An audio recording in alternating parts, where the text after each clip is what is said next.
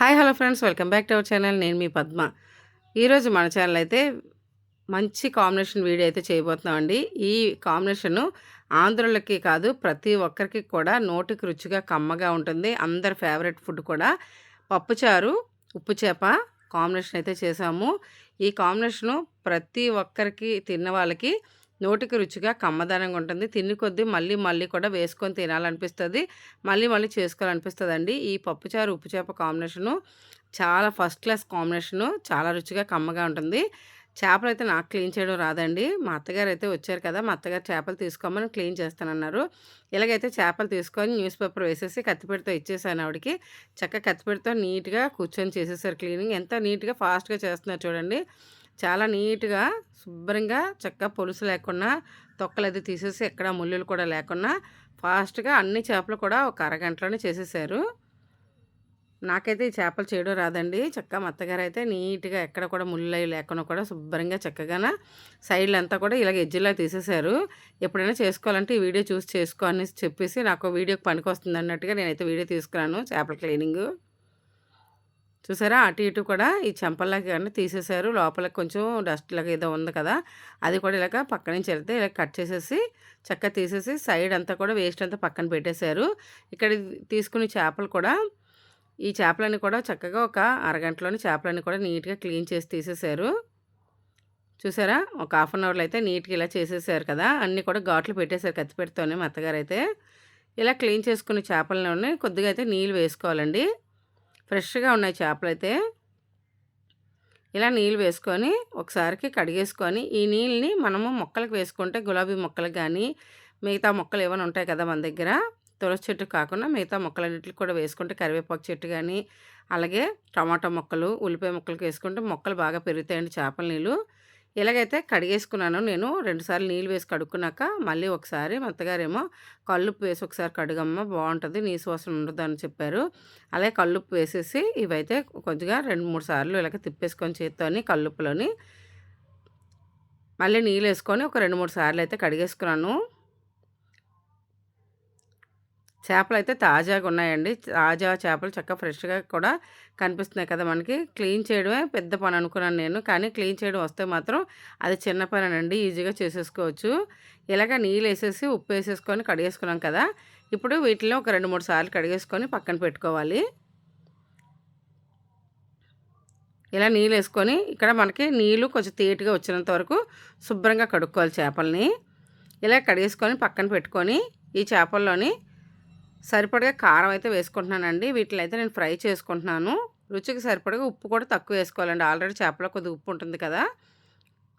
అలాగే ఒక అర టీ స్పూన్ పసుపు వేసుకున్నాను.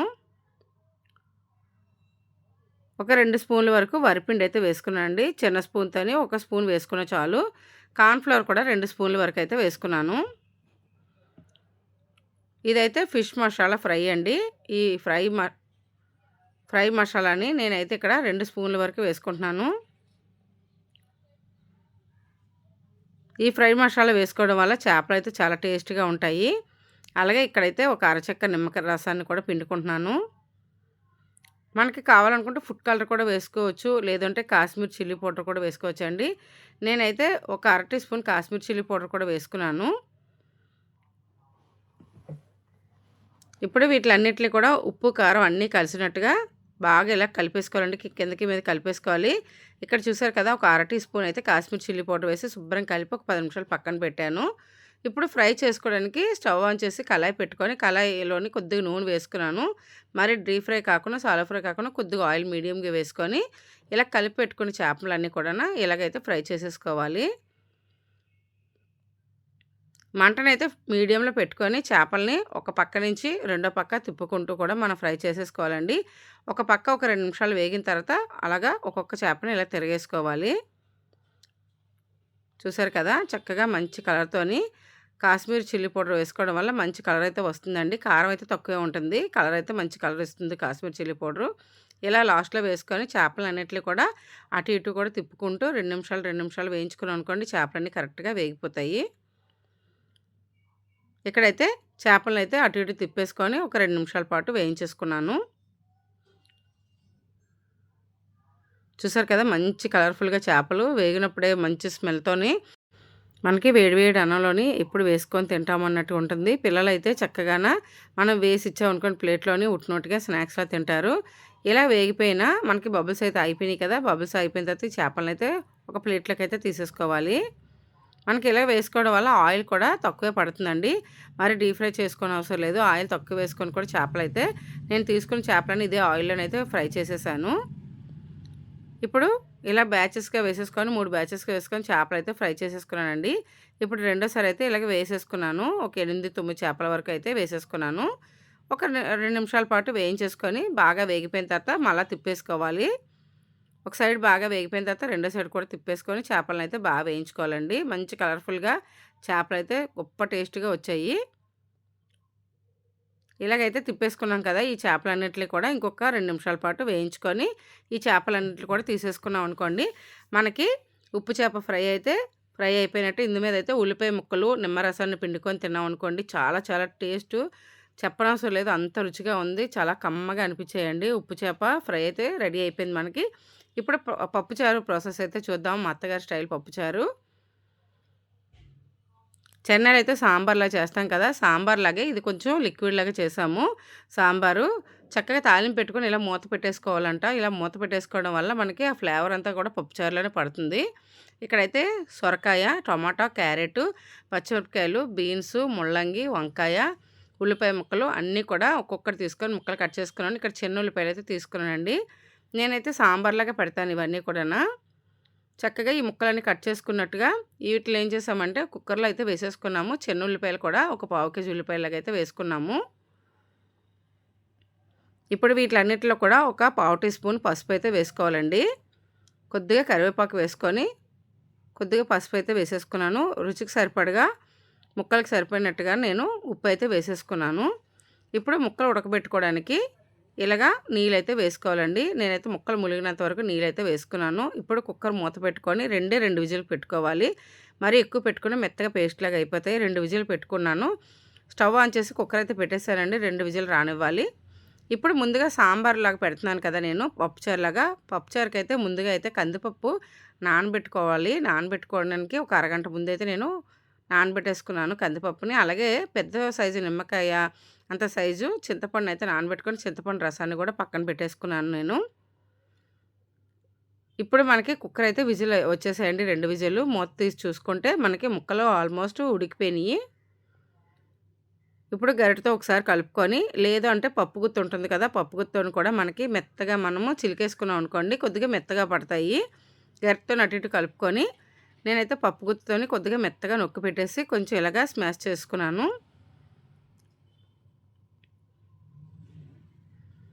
చూసారు కదా! ఇలాగా మెత్తగా నొక్కి పెడితే పెద్ద పెద్దగా ఉన్న ముక్కలన్నీ కొద్దిగా నలుగుతాయి. టమాటా ముక్కల్ని మెయిన్‌గా మనం నొక్కి పెట్టామనుకోండి పుల్లగా బావుంటాయన్నమాట. ఇలాగైతే నేను మెత్తగా చేసేసుకున్నాను కదా! ఇప్పుడు ఈ ముక్కలు ఉడకబెట్టుకున్న దాంట్లోకి మనము చింతపండు రసాన్ని తీసి పెట్టుకున్నాం కదండీ! ఇప్పుడు ఈ ముక్కలన్నిటిని కూడా ఆ రసంలోనైతే వేసేసుకోవాలి.